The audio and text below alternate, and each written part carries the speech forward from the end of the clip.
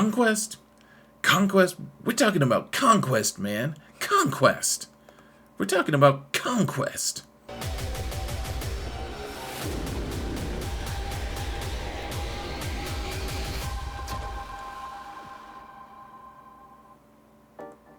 Hello everyone, and welcome to another episode of Xaereth Talks About Conquest.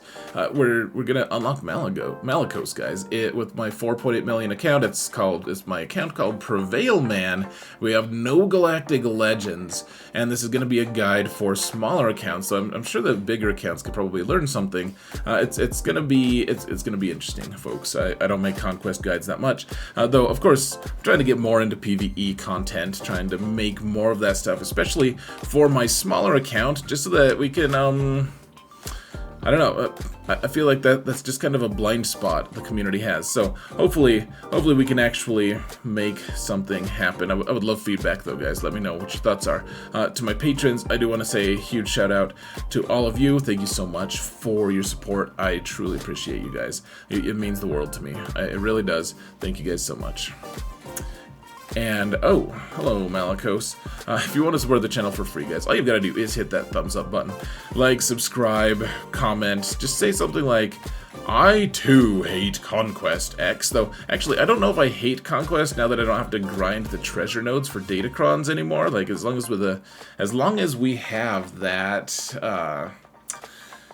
the treasure node sim button, I think maybe I'll enjoy Conquest significantly more. So we'll just have to see. So that being said, let's go here, guys. So our goal is to get into crate 5. Now I put there's two things I need to make sure I tell you guys. There's two links that are vital for everyone. First off, there's going to be a link for Celiac Sarah's just typical, I don't know if typical is the right word.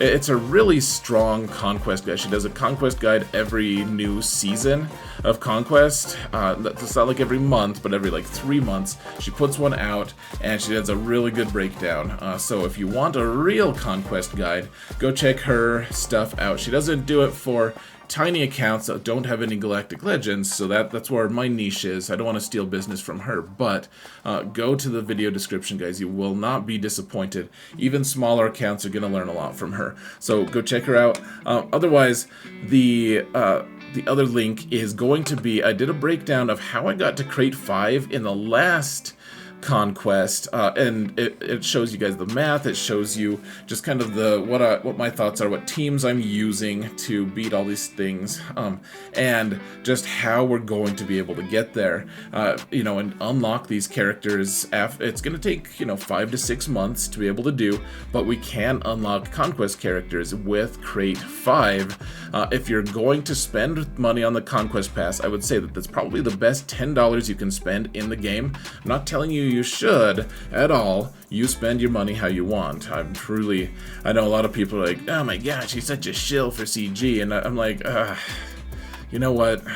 If I'm gonna play a game for as many hours as I do, I don't think it's that bad to spend a little money on it. So I'm buying the Conquest crate myself, or the Conquest Pass, just the $10 one, but you get a bunch of extra shards from it as well. Now, if you don't do that, you can actually just spend money on, you can spend your Conquest currency on the shards instead.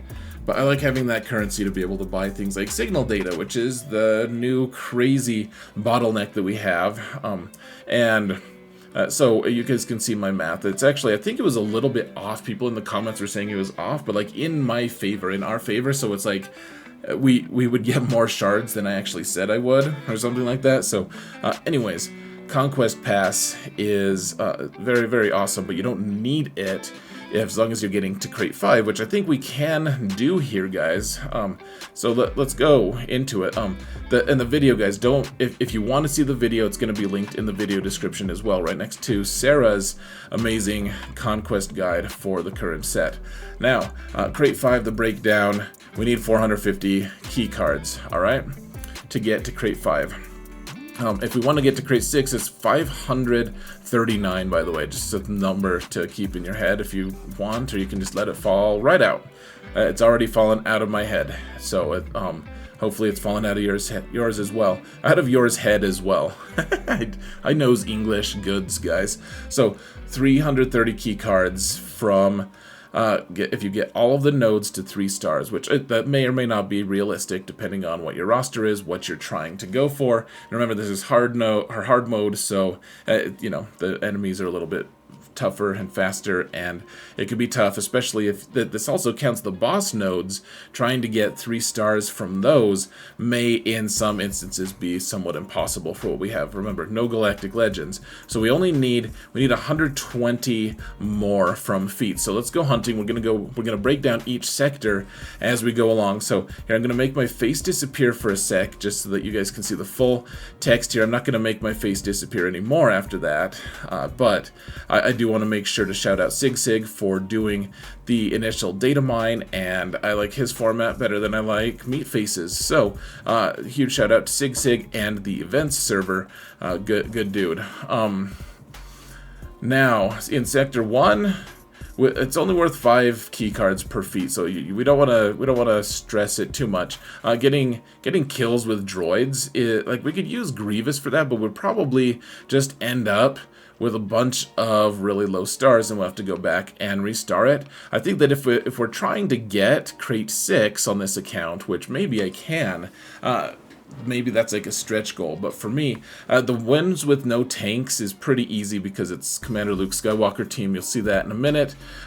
If the ones on the bottom here, the wins without, I'm just calling them UFUs, but it counts as Jedi or Sith or unaligned Force users. Like wins without UFUs, you can use bounty hunters. You can use like a dash team with Han and Chewie. You don't have to use that exact comp, but I think the dash team with Han and Chewie is probably my best go-to for that. You can also use like a weird Padme squad, but you have to make sure you're not using any of her Jedi pals, which is pretty limiting. Otherwise, so the defense up, guys, that it's a strat that as long as you can use a Gear 8 Clone Wars Chewie, you can just die. His leadership persists, though. And as long as your team gets pummeled long enough, his leadership just says something like, every time someone on his team takes damage, there's a 50% chance that they get defense up. And so as long as your team just sits there and takes damage, even if you eventually lose, you'll still get that feat. And so, like, this is the kind of the squad that I put together. Like C-3PO, maybe you don't want him there because his stamina is going to be so used up from just trying to slog through this zone with CLS, but C-3PO does actually help your squad stay alive longer because of the protection up stuff. So does Padme, and yeah, you can just do this, and you get that defense up for 40 times, and then you can just move on. It works even better if you have a Galactic Legend that takes a ton of hits, because like it's not limited to Galactic Republic. I just like to have them there because C-3PO and Padme have good synergy with them, with the protection up and all of that. That keeps them more streamlined or whatever, efficient. Anyways, the no tanks thing from CLS squad is pretty obvious, though. The CLS squad throughout this conquest will just be used non-stop. They're going to be the busiest people ever. So we can get total of 20 key cards from this zone, I think, fairly easily. Now the big question mark, of course, we're gonna give ourselves some wiggle room. You know, the way I'm doing this, we will give ourselves some wiggle room. I guess I need to talk about ability block, but we'll give ourselves a little bit of wiggle room to make sure that you know, if we can't get all of the stars, and some of these feats we can't get, we'll still have enough things to be working on. I don't have Kylo Ren unmasked at all, so maybe that's something you guys can do. I also don't have Ben Solo. What I do have is ability block, pretty easy stuff. So you could use the bounty hunters here with Boba. He just does his AoE and ability block. Fairly inefficient to do it that way, but it's an option. The biggest thing I like is I like Traya here because everyone stays alive longer. She keeps them alive. And then, you know, Malgus is just a good tank, or Malik is just a good tank. But then otherwise, we have Talon, who does ability block on basic. Dark Basti, who does ability block on basic, and Vader, who does the same, except he can do Merciless Massacre. So if you can find like a Geo node or a like Imperial Trooper node, or even like a Separatist node with a Geo Brood Alpha with 6 characters on there, like a lot of times I'll just take the squad in, and instead of doing Force Crush, which if you have some really good data discs, Force Crush could just ruin things for you, but otherwise you can just do a Merciless Massacre and just hit all 6 characters in a row, and you just get 6 ability blocks. Again, you don't have to win your fights to get those ability blocks. This is only for 5 key cards though, guys. We don't want to expend too many resources. You can get 20 total there. Sector 2, there's a few things that we can get. So first off, win with no attackers in your squad. And then we're showing the UFU squad one more time. Because that's the thing, apparently. So the no attackers, you can use Night Sisters. You can see how garbage mine are, but if you watch that video, toward the end, I show some footage of Night Sisters, and if you have the right data discs, this squad is more than enough to just sweep up every squad. Well, maybe not every squad, but most squads, even in Sector 5. As crazy as that sounds, it really truly is, though, if you have the right data discs and you know what you're doing. We'll talk about data discs a little bit later, but that's a no attacker squad, including Marin at like gear 8 or 9, something like that. And then for Foresight, there's 2 options actually. I didn't take a screenshot of it, but there's also a Qui-Gon team who, if you use him as the lead, then all the Jedi start with Foresight. And so if you just and then as people die, everyone keeps getting Foresight. So again, that strategy of as people die, even if your squad dies, you're still getting this the Conquest node. It's kind of nice, I guess, or the Conquest, whatever, feat. And then the other one, of course, is Jedi Revan, and then he only gives tenacity up, I think. But if you put Kenobi in the squad, he's going to generate some foresight at least. And then Grandmaster Yoda, of course, hands it out like candy, and that's the one that you're going to get it a lot. Like you're going to get that one all the time, forever. I guess if you really wanted to double dip, you could even just use Qui-Gon lead with Grandmaster Yoda and just get a ton of foresight. That probably is going to be something I do.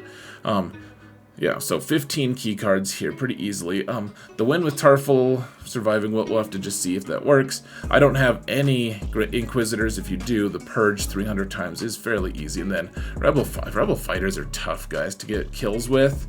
I mean, you can do it if you have a good Mothra team. At this stage, at this size of account, I don't really anticipate many people have a good Mon Mothma team, or a good Saw team, for that matter. Alright, Sector 3 is where they start to become more worthwhile. It feels more worthwhile, at least, guys. So we can do a few of them. The Geonosians I circled, I don't know if that's the wisest thing. The We Have Returned thing is Malgus exclusive. So if you don't have Malgus, you can't do it, unfortunately. And I'm guessing most people watching this don't have Malgus.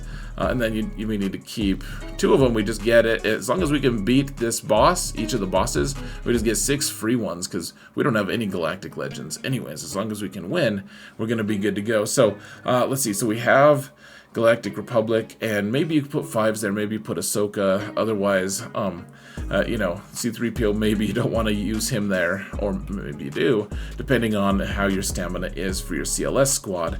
As I've been saying, it's going to be a very, very overused squad. You can see my Geos, they're not very good. Unless I get some really good data discs and find a good node for them, I'm guessing I'm just not going to actually use them. I'm calling them Sketch-Notions, which kind of sounds like we're just drawing the ocean, frankly, but they're not great. In theory, we might be able to get them, but not probably. So otherwise, Inflicting Stagger is the other one that we want to get. So the Galactic Republic, as long as we have Padme, it's fairly easy. With Stagger, you can actually just run one squad with Mara Jade and Dark Basti, and you can see the abilities. I've showed you guys which abilities they are. They do AoE staggers. You can accumulate staggers pretty quickly, and you can do that on just one squad. So we're with just one squad. You can get 10 to 15 if you choose per match if you choose the right squad. So good times for them. So just a quick recap of we can get 20 here in Sector 1, Sector 2 we get 15, and then Sector 3, if you include the Sketch and Oceans, I could do 42. I'm leaving them off of this list, so 32 even without the Geos being able to get kills. In Sector 4, the only one I can really do is Evasion Down, though Armor Shred we could maybe do. I've depending on our data discs, we might be able to come back and like Fennec could do 1 or 2. You know, I guess like Sabine could do 1 a gear, like those 2 are gear 11. I have Zalbar at gear 12. We could maybe get Armor Shred, so we could maybe get that one. That would be like a stretch goal, maybe. Otherwise, it's a pain. I don't have any Inquisition, so I can't do that one. And then Imperial Troopers. Honestly, Iden might be able to even at, I think if I have like a gear 8, if I have a volatile accelerator and the right kind of data discs, like I might be able to just.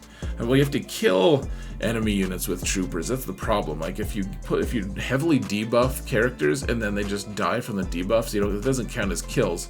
So I don't have troopers that are worth a damn, especially for Sector 4 speeds. So it's pretty tough to do, frankly. But the Evasion Down is something we can very much compete in.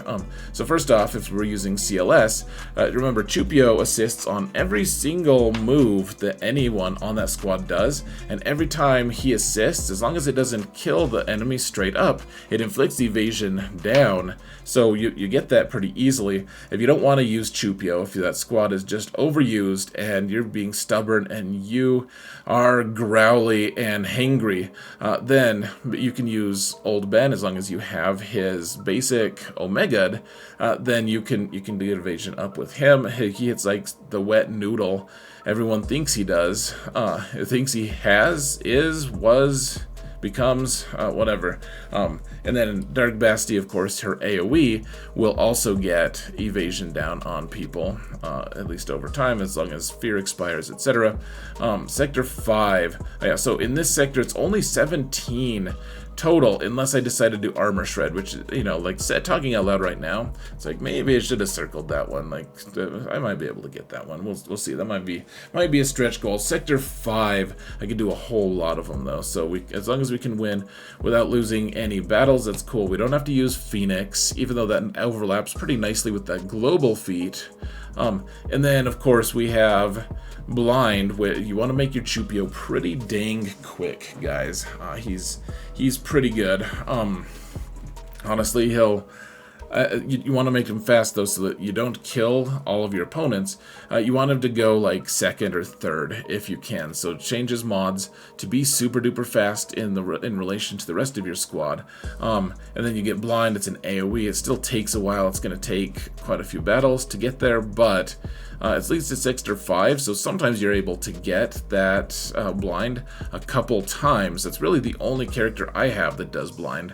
Otherwise, Foresight, I don't know if this is just a typo or if they just decided to do Foresight 60 times on 2 different sectors, but you can just use that same squad with the Foresight there. It's pretty easily done. And then, I don't know, when with Sith Empire characters, I have Darth Revan, Bastion, Malik, all relict. Hopefully that's enough. I guess we'll see. I mean, it's a boss, so if we can't, that's going to be rough. Okay, so global feats. This is a little discouraging, to be honest, guys. We have, first off, if you're doing the challenge path, which is just the path that you want to be following for Datacrons at the very least, to get 250. This is a variant of the kill 500 in the total conquest thing. It shouldn't be too much of a difficulty. In fact, it might be a little easier than usual, because I usually follow the challenge path anyways, at least for half of it. So that should be an easy 15. And then the other one, the Wookiees, I'm just not too sure about. Like, so I have a Gear 8 Tarful, and I did max his leadership, I believe. Maybe I didn't put his Zeta on. I don't remember. Looks like no, we don't have his Zeta yet. But the rest of my Wookiees are pretty good. I have Vandor even, so that he can go with Dash. But then Chupio and Chewie, once again, the CLS squad is crazy busy this entire time. But we might be able to get a win. Like, even my Zalbar's not terrible.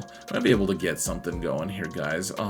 And just 20 battles, it seems like maybe it's something I could do. So, as you can see, my face is covering it, but we could get 15 or 31. So 15 refers to the challenge path kills, and then 31 would be like getting the Wookiee wins. Getting the Wookiees some wins. Let the Wookiee win. Right, that suggests that new strategy, guys. So, as you can see, my face is blocking, so we have 150 total, guys. If we don't count the Wookiee kills, and if we don't count the Geos, the Sketchinoceans, then we can, that would be 26 more that we could maybe get from those two. But otherwise, if we don't count those, we still have another 150, which gives us a lot of good wiggle room. And remember, we kind of want to get over 450. We want to get to 468 if we can, because that's where we get an Omicron material. All right. Okay. So yeah, this seems like it's very, very achievable, guys. Now the final thing I want to talk about here are data discs and the day-to-day discs, and they're pretty good. The ones on the far left are my Hall of Fame ones. They're really, really good.